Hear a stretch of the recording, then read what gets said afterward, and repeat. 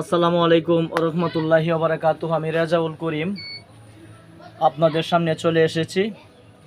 আমি বলতে চাই, আমাদের সমাজে একটি প্রচলন রয়েছে ভাই, সেটি হচ্ছে মিথ্যা কথা বলা এবং মিথ্যাটারে আপনি সত্য বলে প্রমাণ করে খুব হাস্যরহস্য করা।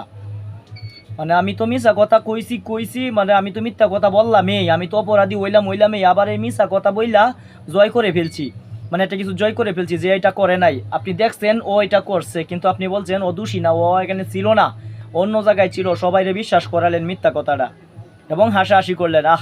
কি মিথ্যা কথাটা দিয়ে কি দুকাটা দিলাম রে, সবাইরে বিশ্বাস করাইলছে একবারে।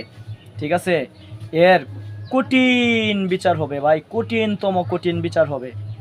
আল্লাহ পাক রব্বুল আলামিন বলেন যে আসলে এইরকম মিথ্যা কথা যারা বলে তাদের খুব কঠিনতম কঠিন বিচার হবে।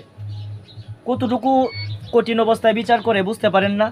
দুনিয়ার আগুনটা আমি সহ্য করতে পারি না, দুনিয়ার আগুনটা আমি সহ্য করতে পারি না।